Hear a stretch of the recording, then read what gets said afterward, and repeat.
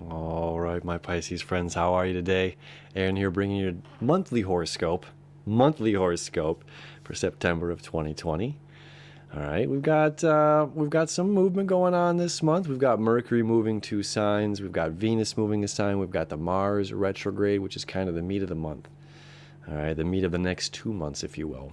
And closing out the year, Mars in Aries, all right? Everything's about slowing things down and being patient, not rushing a process, not rushing our actions.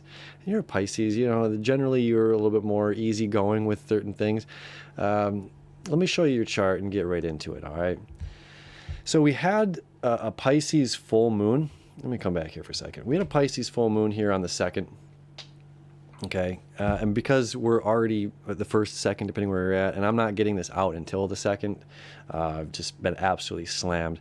But I did put out 2 different Pisces full moon videos. One of them is about astrotheology, and that's the one I'm going to put at the end of this video here. Which is, this shows a lot about astrology. It's much more than just the sun sign horoscope or your rising sign or the Venus love compatibility or the carnival fortune teller aspects of astrology. It gets very, very deep when we look into how it's affected the world, okay? So that video will be at the end of this if you want to check it out. Could be very informative, could be very interesting, all right? So let's move beyond the full moon here. So on the 5th, Mercury, which has been in Virgo, its home sign of Virgo, is going to move into your 8th house, okay, into Libra, which is about balance. This is really, really cool how this lines up in your chart, okay? So Mercury's about, Mercury's about information, communication, communication superhighway, trading of goods and services, things like that. And moving into Libra is all about balance, balancing what's yours and what's mine. And the 8th house is all about our shared resources. Okay, what's yours, what's mine, and if we work together, if we can figure out a way, to change our differences, perhaps, or or just come together, we can really benefit from one another and grow and expand together. Okay, so Mercury moving in your 8th house is all about that. Okay, making those connections and making sure there's expansion and that there's something happening in the playfulness of togetherness, okay? In Libra, this is what it's all about. It's about the other person, and hey, let's go ahead, let's do it. Let's join forces and work together.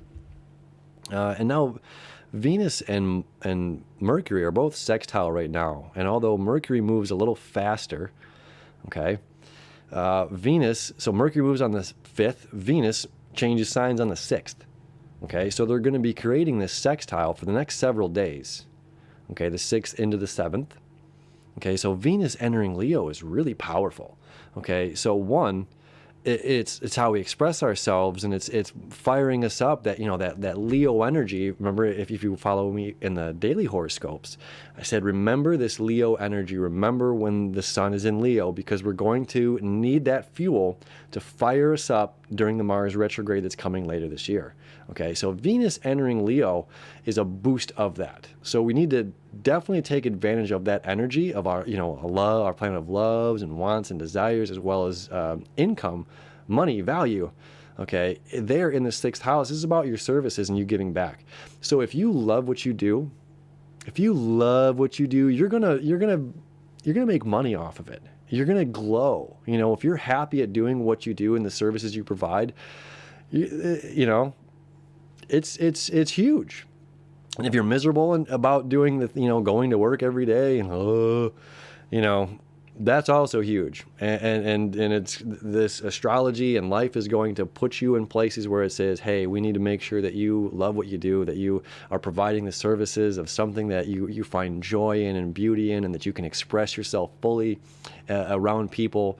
You know what I mean? No matter what it is. Express yourself fully, and because there's other people out there that need you to fully express yourself, because you're going to be the light that shines, that allows them to be themselves as well. And by you doing this work allows them to step up as well. Okay, so really, really powerful. And the fact that Mercury and Venus are both creating this sextile as they move from water and earth into air and fire gives us this boost, this surge of energy, this creative energy, which is really potent and powerful right now, especially considering Mars is going to retrograde on the 9th, just a couple days later. So Mars is in your second house. Okay. Now this is about money. The money second house is about material possessions, material goods. Okay. So Mars moving backward. Now this could play into one another. Look at it like this. If we're not happy doing with what we do, if we're not happy doing our work, Mars is saying I need to reevaluate how I'm making a dollar in this world. I need to reevaluate what I'm doing. And as this square, this balance to this Capricorn energy, Saturn and Pluto, Jupiter later on. Whatever. This Capricorn energy in your 11th house here wants you to be solidified, wants you to be solid, a solid team player, and be there for your community. Okay. So it's just like, I need to show up. I can't just hide out, and if I'm doing what I love, Venus over here in your 6th house, well, then that, makes an effect on how I make my money. So Mars retrograde here in your 2nd house is reevaluating how you're making that money, and how you are being viewed to the community, your relationship to the community, is playing and going out and hanging out with friends and having fun more important than doing the work. If playing and having fun is more important than doing the work, then your finances are going to see the effects of it. You see how that works there? Okay, so Mars is saying reevaluate, rethink, let's slow down. Now, we don't want to necessarily slow down when it comes to our finances. We want those checks to keep coming in. We want those dollar bills to keep coming in, no question about it. But this is about value. Okay, 2nd house is about the things that we value. Okay. So we're reevaluating and we're seeing that which we value and which actions we take in order to get those things that we value. Okay. Now on the 17th, we're going to have a new moon in Virgo. New moon, look at this. This is in your 7th house where Mercury's at right now. 7th house is about partnerships. Okay. New moon, new beginning here in partnerships. This could be romance. Venus has been in your 5th house. Maybe there has been a romantic spark, okay? And maybe now that's time to commit to the other. With this new moon, new beginning, maybe it's time that we talk about that. Mercury here in the 7th house, Sun in the 7th house, Moon, new beginning. Mercury's going to move into the 8th house. Maybe we're going to talk about moving in together, moving in with one another. Maybe this is about business and not about relationships. And where it's saying, okay, let's join forces, like we said a moment ago. Let's join forces. This new beginning. Let's brand ourselves, right? No, let's create a brand. Let's create a business. Let's create a thing, a slogan, a whole thing. Let's do the work. Let's make that money. And if we're starting a new business, okay, then we have to be slow and methodical in our actions in order to get the business up and going. We want to make sure it can do what? It can withstand whatever is happening right now with the times, right? There's a lot of uncertainty with business right now, fluctuation of open or closed or how we're operating and how we're making money right now.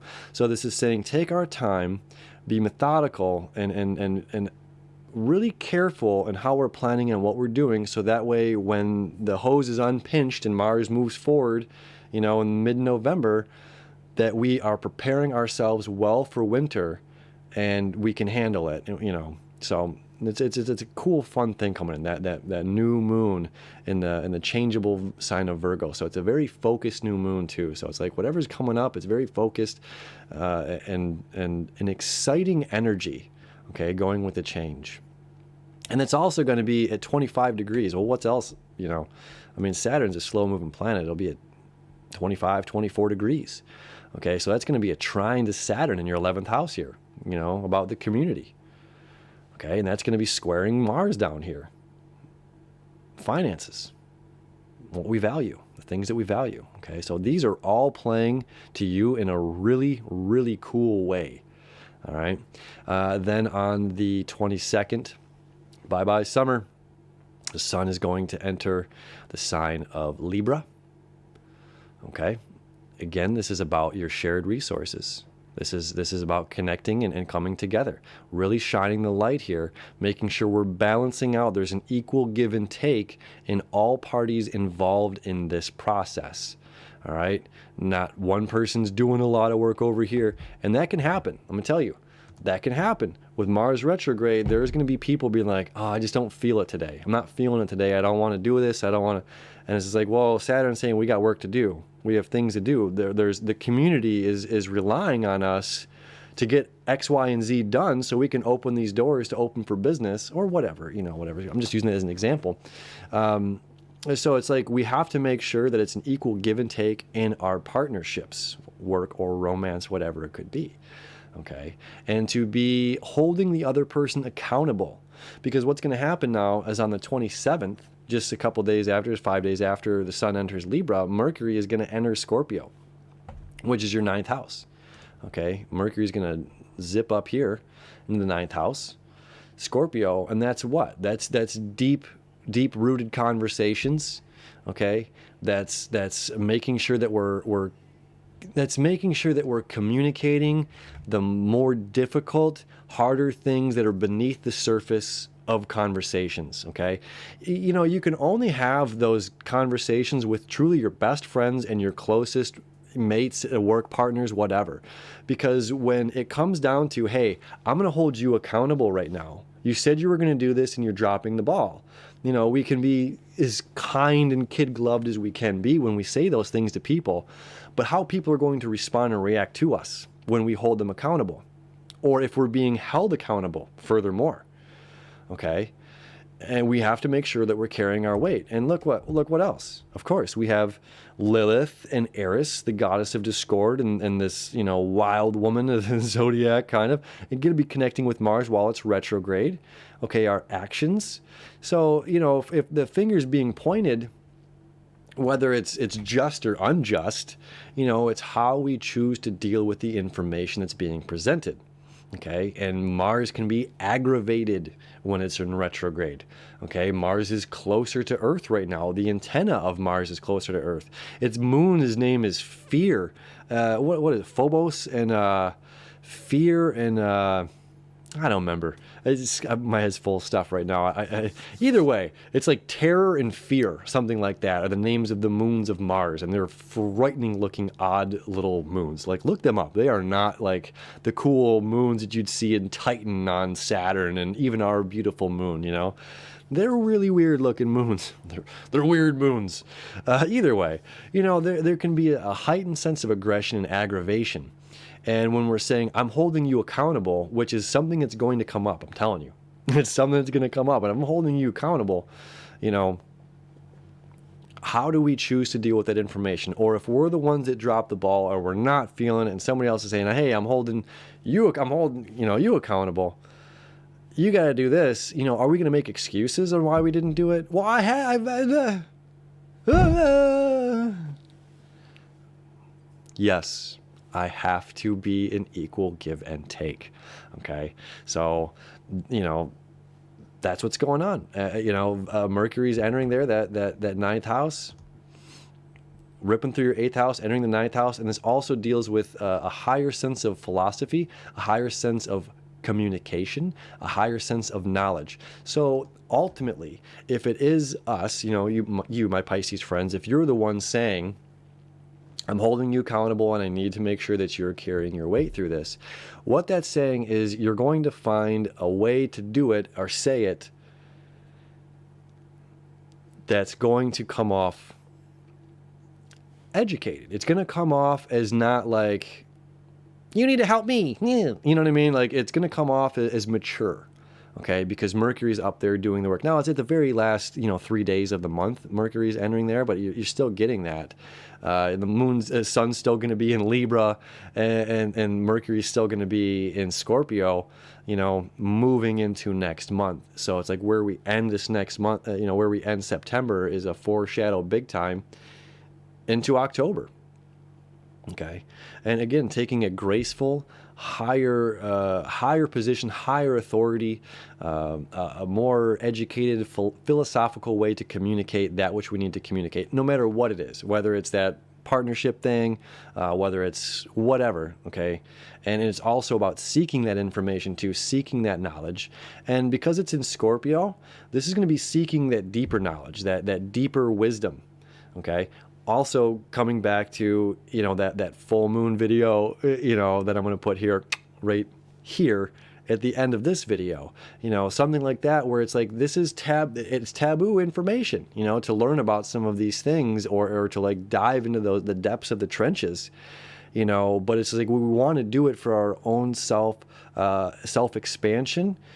And to know, it's just like, well, if everyone's, it's like, we're all like the kid that's like, your mom says, don't touch the stove, it's hot. And you're going to touch it because we want to discover it on our own. Every kid did it. Right? So this is like, but there are certain things that people are just like, well, this is what I was told, and that's where I leave it. I'm kind of surface level. Okay. Well, you're not, you're a Pisces. You're 1 foot on planet Earth, and you're one, wing in the heavens. Okay. You're this amazing balance, this angelic earthly beings. I love you so much. So it's like, don't be afraid to go into those deeper, darker areas and educate yourself. And especially when it comes to the taboo, the occult, the sex, money, power aspects of Scorpio, these deep rooted things that are going on. And the knowledge that you can extract is very expansive. Okay. So this is a really lovely month ahead. Again, reminding us not to rush anything, to take our time with stuff, to get fired up as well. There's a lot going on with the services that you're providing to the world and how you're giving back, and an excitement for you to express your beautiful self and to be the person who you are, and to do that job, and how the community views and sees you, it's really beautiful. And then further, with the South Node being in the 10th house, this is like, I'm able to just be me. I'm able to just express me, and I don't care what other people think.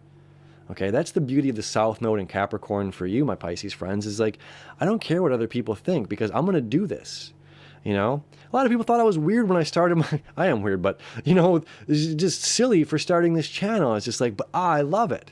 I'm expressing me, and I love astrology, and I love sharing it with you, and then it was one person, then two person, you know what I mean? And then now here you are with me on this journey. So it's like, when you love what you do and you're expressing it, and you don't care if other people are going to judge you, you don't care how you're viewed as a weirdo, as a crazy person, or because that's only a certain handful of people, because the other people that are going to resonate with you, they're like, oh my God, I love you. I thank you for being you because you're amazing and I need you in my life. Thank you so much.